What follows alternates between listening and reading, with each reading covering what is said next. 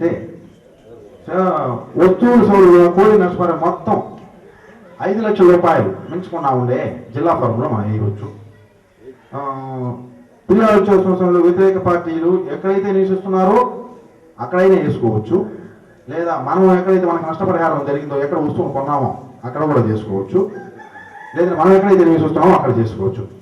ఫిర్యాదు స్వీకరించిన తర్వాత ఫోరం వారికి 25 రోజుల నుంచి 4 రోజుల లోపల సమన్స్ జారీ చేసి వాళ్ళని పిలిపించి విచారించి చేస్తుంది. అట్టి విచారణకి వాళ్ళు ఎవరైనా కూడా రాని పక్షంలో ఫోరం దగ్గర ఉన్న ఆధారాలతో కూడా మనకెంత విచారించి తీర్పు ఇవ్వబడుతుంది. దానికి ఉన్న అధికారాలు మనకు సివిల్ కోర్టుకి ఏదైతే అధికారాలు ఉన్నాయో జిల్లా కన్స్యూమర్ ఫోరం కూడా అదే రకమైన అధికారాలు ఉన్నాయి. సమన్స్ పంపించవచ్చు, విచారణ చేయొచ్చు, తర్వాత అరెస్ట్ వారెంట్ ఇష్యూ చేయొచ్చు, ఆస్తులను జప్తు చేయొచ్చు, అమ్మి వసూలు చేసుకోవచ్చు, మనకు రావాల్సిన పరిహారాన్ని నష్టపరిహారాన్ని తీసుకోవచ్చు. ఫిర్యాదు జిల్లా ఫోరంలో మనకి ఏదైనా జిల్లా ఫోరంలో అసంతృప్తిగా ఉంటే రాష్ట్ర వినియోగదారుల దీనికి అపీల్ చేసుకోవచ్చు. దానికి వచ్చి 30 రోజుల కాల పరిమితిలో మనం అపీల్ చేసుకోవచ్చు. ఎలాంటి దీనికి సంబంధించి కన్స్యూమర్ ఫోరంకి ఇచ్చిన ఆర్డర్స్ మీద కానీ దాని మీద ఏ కోర్టు కూడా పోవడానికి అధికారం మనకి. ఫోరం జాగ్రత్త పరిహారం రాబట్టకు పార్టీలు అరెస్టు చేయవచ్చు అని చెప్పినట్టు. తర్వాత మనకు 5 లక్షల రూపాయల వరకు మన జిల్లా ఫోరంలో వేసుకోవచ్చు. 5 లక్షల పైన 25 లక్షల పైన ₹1 కోటి వరకు కూడా స్టేట్ ఫోరంలో వేసుకోవచ్చు. స్టేట్ ఫోరం పైన ₹1 కోటి వరకు కూడా నష్టపరిహారం వేసుకోవచ్చు. ₹1 కోటి పైన ఎంతైనా కూడా నేషనల్ లెవెల్ ఫోరం వేసుకోవచ్చు.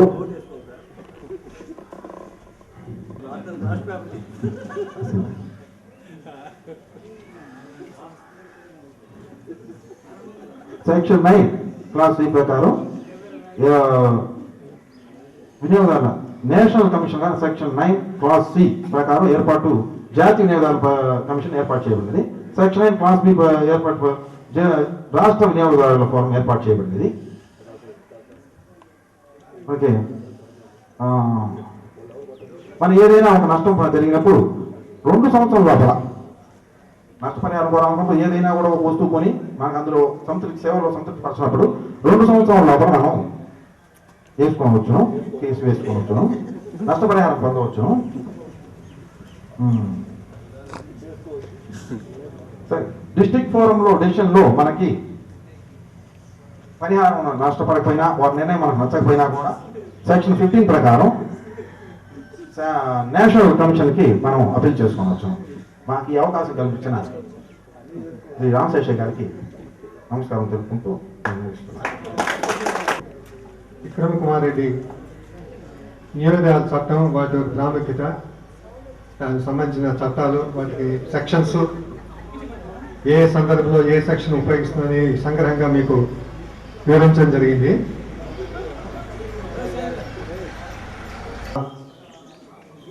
తహసీల్దారు వారి యొక్క అధికారాలు, విధులు, మండల్ రెవెన్యూ ఆఫీసర్ వారి విధులు బ్రీఫ్గా క్లుప్తంగా చెప్తారు. టైం అయిపోయింది కాబట్టి మన స్టూడెంట్లు పూజ్యులు అయినటువంటి మన గురువు గారు రామశేషయ్య గారికి, ఈ సమావేశానికి హాజరైనటువంటి మాదరాజుగూడూరు గ్రామ ప్రజలకు నా హృదయపూర్వక నమస్కారములు. నా తోటి విద్యార్థులకు నమస్కారములు. ఈ సమావేశం యొక్క ముఖ్య ఉద్దేశం ఏమనగా, మన లా కాలేజీ విద్యార్థులు మన గురువు గారి సహాయంతో ఈరోజు మనం మాదరాజుగూడూరు గ్రామంలో ఉచిత న్యాయ సహాయము, సలహాలు అందించుట కొరకు మరియు ప్రభుత్వ కార్యాలయాల్లో పనిచేసేటువంటి కొందరి అధికారులు వారి విధుల గురించి, కొన్ని చట్టాలలోని ముఖ్యాంశాల గురించి తెలియజేయుటకు ఈ సమావేశం మనం ఏర్పాటు చేసుకున్నాము. ఈ సమావేశంలో భాగంగా నేను ఈరోజు తహసీల్దార్ గారి, ఎంఆర్ఓ గారి అధికారాలు, విధుల గురించి క్లుప్తంగా తెలియజేస్తాను. ముందుగా విఆర్ఓ గారు. గ్రామ స్థాయిలో ప్రభుత్వం తరఫున పరిపాలనా విధులన్నింటినీ విఆర్ఓ గారు చూసుకుంటారు. విఆర్ఓ గారికి సహాయకులుగా గ్రామ సేవకులు వ్యవహరిస్తారు. పూర్వము మునసబు కరణాల వ్యవస్థ ఉన్నది. ఈ విషయం మనందరికీ విదితమే. ప్రస్తుతం వారి స్థానంలో విఆర్ఓ గారిని మన స్వర్గీయ ముఖ్యమంత్రి అయినటువంటి నందమూరి తారక రామారావు గారు ఏర్పాటు చేయడం జరిగినది. విఆర్ఓ గారు ప్రభుత్వానికి రావాల్సిన భూమి శిస్తులు బకాయిలను వసూలు చేస్తారు.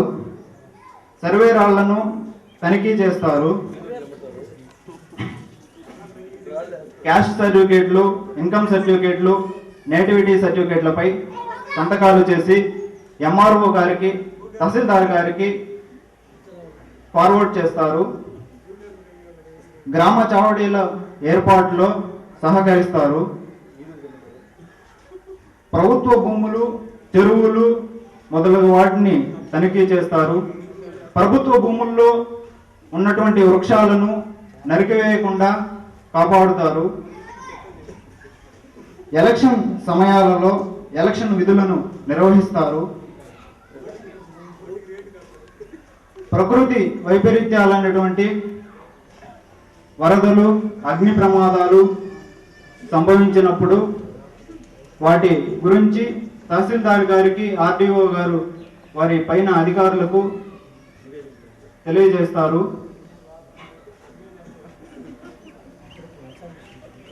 తమ పరిధిలో ఉన్నటువంటి ప్రజలకు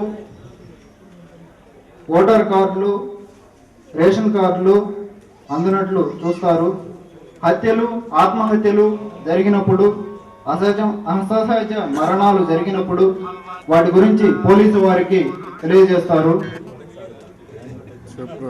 పేదలకు పనికి ఆహార పథకము, ఇందిరమ్మ ఇళ్ళు, ఇందిరప్రభ, క్రాంతి పథకము, జాతీయ గ్రామీణ ఉపాధి పథకము వంటి గ్రామ ప్రజలకు అందున్నట్లు చూస్తారు.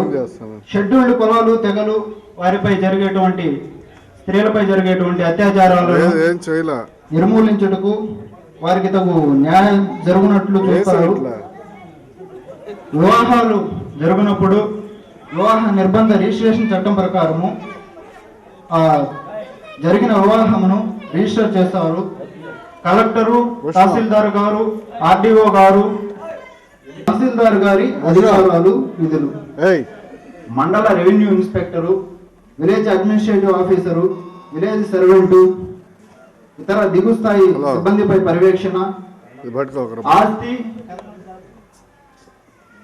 జన్మ, మరణ సర్టిఫికేట్లను జారీ చేస్తారు.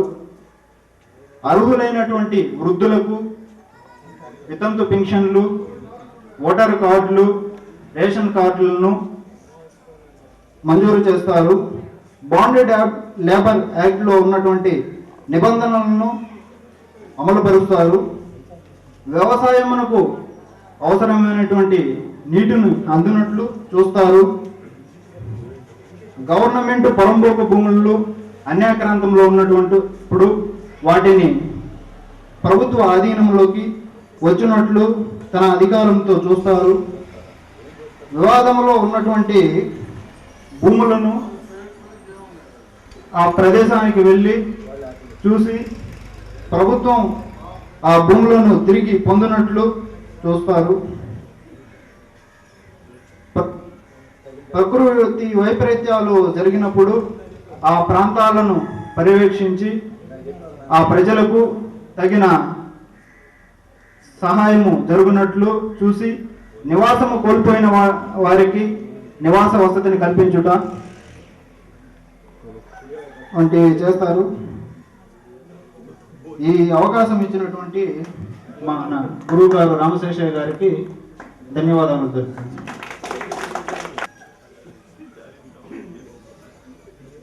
తహసీల్దారు, మండల రెవెన్యూ ఆఫీసరు వారి అధికారాల విధుల గురించి మన విద్యార్థి చైతన్య కుమార్ సంగ్రహంగా వివరించడం జరిగింది. ఇంకా ఈ న్యాయస్థానానికి సంబంధించి కొత్తగా కోర్టు పెట్టారు, అది లోక్ అదాలత్ కోర్టు. దాని యొక్క విధులు అధికారాలు ఏ సందర్భాల్లో లోక్ అదాలత్ తీర్పులు మనకు ఉపయోగిస్తాయి ఈ విషయం గురించి మన విద్యార్థి ఫైనల్ విద్యార్థి విష్ణువర్ధన్ రెడ్డి మీకు తెలియజేస్తారు.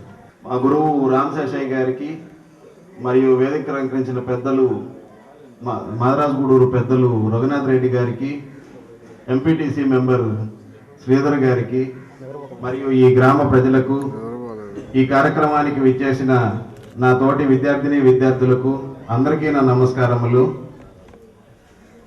ఈరోజు విఆర్ న్యాయ కళాశాల తరఫున మాదరాజగూడూరు గ్రామంలో ఉచిత న్యాయ సహాయ శిబిరము అనేటువంటి కార్యక్రమం నిర్వహించదలిచినారు. అందులో భాగంగా నాకు లోక్ అదాలత్ల గురించి నాకు తెలిసిన విషయాలని ఈ గ్రామ ప్రజలకు చెప్పమని కోరినారు. ఇప్పుడు లోక్ అదాలత్ దీన్నే ప్రజా కోర్టుగా కూడా చెప్పుకోవచ్చు. న్యాయ సేవల అధికారికల చట్టము భారత పార్లమెంటు వారు 1987వ సంవత్సరంలో రూపొందించినారు. ఈ చట్టంలో వివిధ అంశాలను చర్చించినారు. వీటిలో ముఖ్యమైనవి ఉచిత న్యాయ సహాయము, రాజీ మార్గంలో కేసులను లోక్ అదాలత్ల ద్వారా సత్వరంగా పరిష్కరించుకొనుటకు, వివిధ చట్టముల గురించి ప్రజలకు అవగాహన కల్పించటము మొదలైనవి. సెక్షన్ 19 నుంచి 22 వరకు న్యాయ సేవల అధికారిక చట్టంలో లోక్ అదాలత్ల గురించి కులంకుశంగా వివరించినారు. ఈ లోక్ అదాలత్ యొక్క ముఖ్య లక్షణాలు ఏంటంటే, లోక్ అదాలత్లలో కేసులు వేగముగా డబ్బు ఖర్చు కాకుండా పరిష్కరించుకోవచ్చు. లోక్ అదాలత్లలో కేసులు రాజీ మార్గంలో పరిష్కరించబడతాయి. ఇరు వర్గాలు అంటే ఈ కక్షిదారులు లోక్ అదాలత్లో కేసులు పరిష్కరించుకొనకు సమ్మతించవలను. ఏ ఒక్కరు సమ్మతించకపోయినను కేసు పరిష్కారం అవదు. ఈ లోక్ అదాలత్లో కోర్టు ఫీజు కట్టనవసరం లేదు. వివాదం పెద్ద చేసుకోకుండా పరిష్కరించుకోవచ్చు. వేరే కోర్టుల్లో అపరిష్కృతంగా ఉన్న కేసులను కూడా లోక్ అదాలత్లో పరిష్కరించుకోవచ్చు. అది జిల్లా కోర్టు కావచ్చు, మరేదైనా కోర్టు కావచ్చు. తర్వాత న్యాయవాదుల అవసరం లేకుండా నేరుగా వివాదంలో ఉన్న వ్యక్తులే కోర్టును ఆశ్రయించవచ్చు. అక్కడ ఉన్న న్యాయమూర్తులు వివాదమును సామరస్యపూర్వకంగా పరిష్కరించుకునేందుకు దోహదపడతారు. లోక్ అదాలత్లో కేసులు వేగంగా ఆలస్యం కాకుండా పరిష్కరింపబడును. మిగిలిన కోర్టుల్లో అనుసరించే సుదీర్ఘమైన పద్ధతులు ఈ కోర్టులో అనుసరించవలసిన అవసరం లేదు. లోక్ అదాలత్లో పరిష్కరించబడిన కేసులు ఏ ఇతర కోర్టులోనూ అప్పీలుకి వీలు కావు.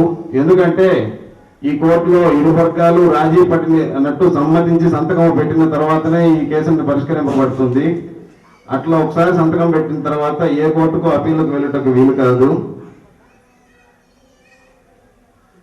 ఇప్పుడు ఏ కేసుల్లో లోక్ అదాలత్లు పరిష్కరించుకోవచ్చు అంటే, మోటార్ యాక్సిడెంట్ కేసులు.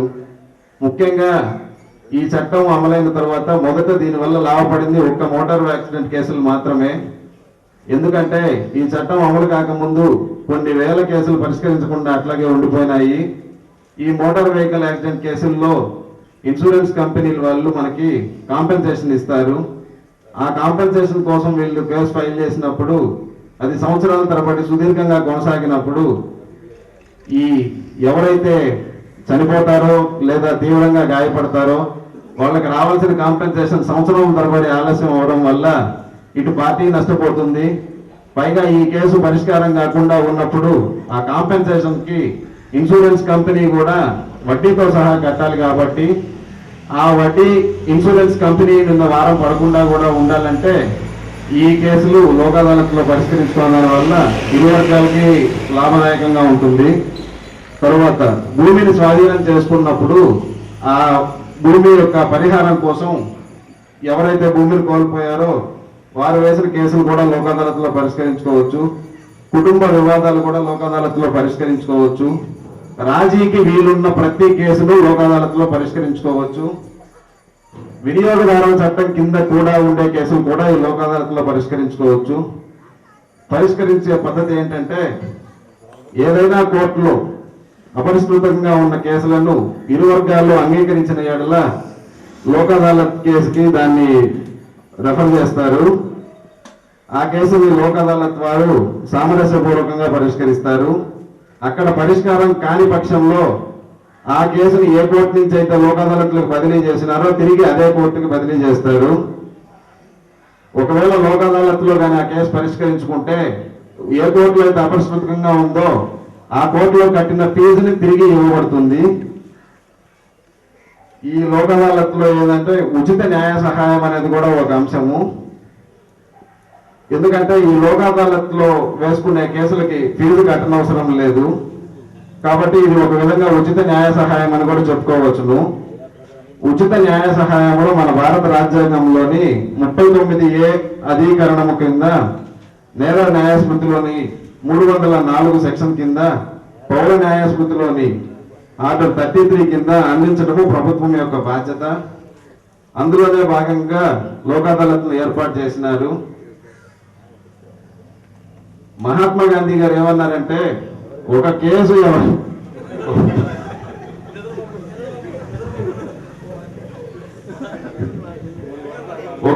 ఎవరైనా కోర్టులో ఫైల్ చేసి వారు గెలిస్తే వారు నిజంగా గెలిచినట్టు కాదు, వారు నిజంగా ఓడిపోయినట్టేను. ఎందుకంటే వారు ఈ కేసు పరిష్కారం కోసం సంవత్సరాల తరబడి కోర్టుల చుట్టూ తిరిగి వాళ్ళ విలువైన సమయాన్ని వృధా చేసుకొని వాళ్ళ యొక్క డబ్బుని ఖర్చు పెట్టుకొని చివరిలో వాళ్ళు గెలవడం అది ఒక గెలుపు కాదన్నారు. ఆయన దాదాపు 2000 కేసులను రాజీ మార్గంలో నడిపించి ఆయన తన పుస్తకంలో నేను ఇలా చేసినందుకు చాలా సంతోషంగా ఉంది, ఎందుకంటే కోర్టులో కేసు వేసి గెలిస్తే గొప్ప కాదు, ఒక న్యాయవాదిగా నేను నా దగ్గరికి వచ్చిన వారికి న్యాయం అందించడమే గొప్ప అని చెప్పినారు. ఈ లోక్ అదాలత్ల యొక్క ప్రాముఖ్యత ఏంటంటే 1987లో ఇది అమల్లోకి వచ్చిన తర్వాత నుంచి 2010 వరకు దాదాపు 16 లక్షల లోక్ అదాలత్ క్యాంపులు నిర్వహించగా అందులో 20 లక్షల కేసుల వరకు పరిష్కరింపబడ్డాయంటే దీని యొక్క ఉపయోగం ఎంతుందో మీ అందరికీ అర్థమవుతుంది. నాకు ఈ అవకాశం ఇచ్చిన మా గురువు రామశేషయ్య గారికి నా హృదయపూర్వక ధన్యవాదములు తెలియజేసుకుంటూ మీ అందరి దగ్గర సెలవు తీసుకుంటున్నాను.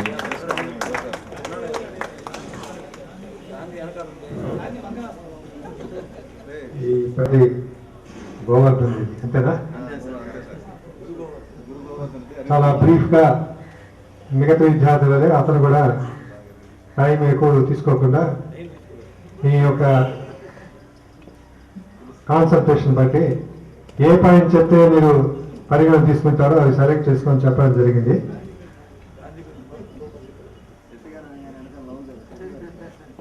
అంటే ఒకరోజు మేము ఇద్దరం వచ్చాం, గున్నయ్య గారు ప్రెసిడెంట్ గారు ఉన్నారు, వీరిని కలవలేకపోయినాం మేము రోజు.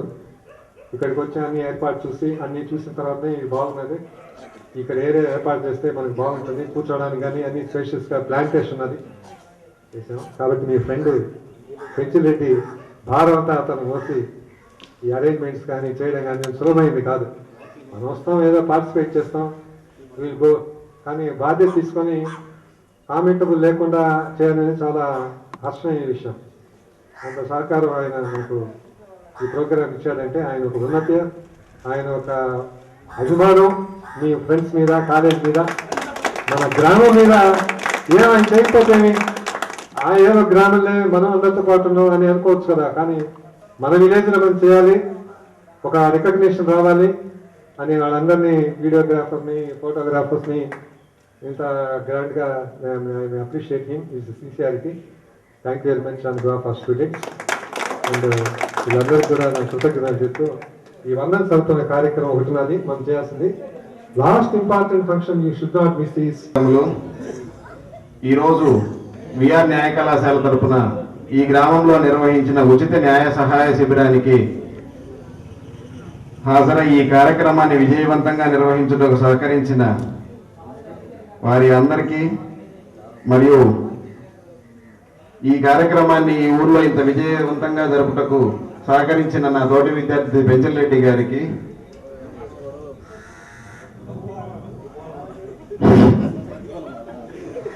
అందరికీ నా హృదయపూర్వక ధన్యవాదాలు తెలియజేసుకుంటూ సెలవు తీసుకుంటున్నాను.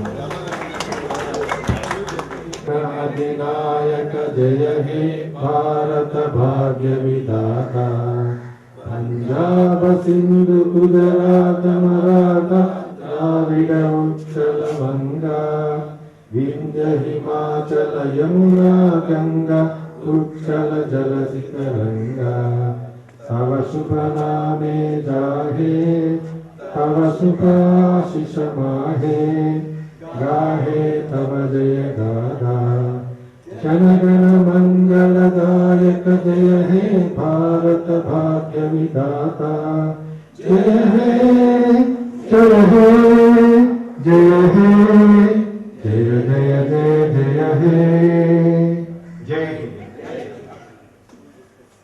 అటెండెన్స్ ప్రోగ్రామ్ ఉన్నది. మీల్స్ అయినా కానీ ఉంటారు, చేస్తారు. ఎందుకంటే మీరు ఇచ్చిన గుర్తి పదే, యూనివర్సిటీలో పెట్టబోయే అటెండెన్స్ లిస్ట్ కూడా అదే. కాబట్టి మీల్స్ కాగానే అనుకునే take your attendance. Thank you.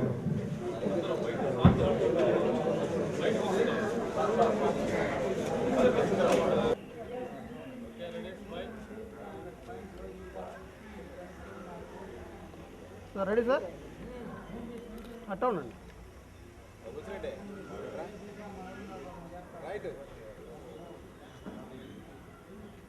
Sir ready sir, ఎట్టా ఉండండి. అట్లా ఉంది.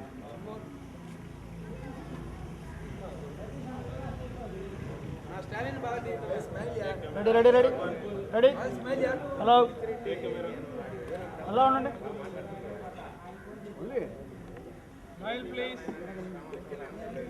Ready ready. ఓకే